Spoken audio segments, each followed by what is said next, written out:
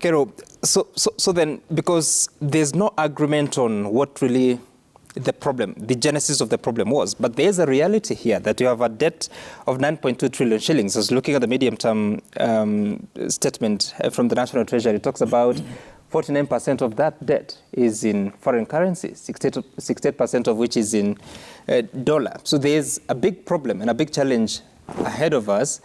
But how can the politicians in government fix this, if at all? Yeah, let me first say what Mheshimiwa said regarding planning. That is the core of our problem in this country. Mm-hmm. You cannot have a situation where government submits supplementary budget mm-hmm. in the middle of March, to adjust their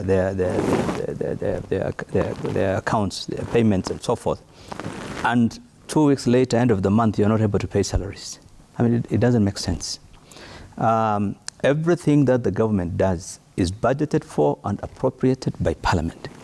There's no way you can wake up one morning and say, there was a debt we inherited, so we can't pay salaries. Suddenly things are just going south. No, there is a budget. If you went by the budget and you go by the appropriations, and there's no reason why you should be having a situation where you suddenly say, a debt has fallen due. Mm-hmm. Every public debt has a date when it is due. It's going to mature. You make provisions for it, mm-hmm. and it's provided for in the budget. So I think the situation is what I think mentioned even last night. I was just reading in the streets that the problem is the government is, it's not committed mm-hmm. to the budget. It is not. There is a lot that happens. And this is what I summarize always in my discussions as misplaced priorities. That's the challenge of this government. You cannot have the president of the country 2 months ago announce that the economy is now stable. Mm-hmm. That was just in March. Yeah. The economy is now stable. We would have gone, the same deputy president said, we would have gone at the time, mm-hmm. Like the way Sri Lanka went, if we had not organized things. Then 2 weeks later, you are coming back and saying, sorry, we are in crisis. So I think we are taking Kenyans for a ride in many of these things. Look, the macroeconomic situation will show you clearly things are not rosy. The interest rates have been going up. The exchange rate has gone crazy. Mm-hmm. Inflation has been going up. The public debt is going up. Every indicator there shows you things are not right. And then you come out and tell Kenyans, the economy, we have stabilized it. We have stabilized. Everything is not perfect. And and look at even some of the fundamentals of this government. Yeah. When is the last time you heard about bottom-up, the word bottom-up being used by politicians in this government? It's months now. It's no longer, the word bottom-ups and hustlers, those things have all now been forgotten. Now we are going into, so the challenge is, yes, we have public debt. But have we stopped? Mm-hmm. The same newspapers here this morning says in the last 7 months this government has been in power. They have borrowed close to 500 billion. It's here in the papers. I'm not the one who wrote it. Mm-hmm. I don't know where the figures from, but they said they have borrowed up to. So, and some of the challenge I have is sometimes with media. When government says, like last week, we're going to borrow 57 billion. We are getting support of 57 billion from World Bank to put up 25,000 hotspots. There's no World Bank which gives you free money. So when you talk of support, mm-hmm. government is going to, the government travels to Korea, it goes to climate talks, and they say we are getting this, we are getting this. These are funds, these are loans. There's no one who's giving you 50 billion for free. Yeah.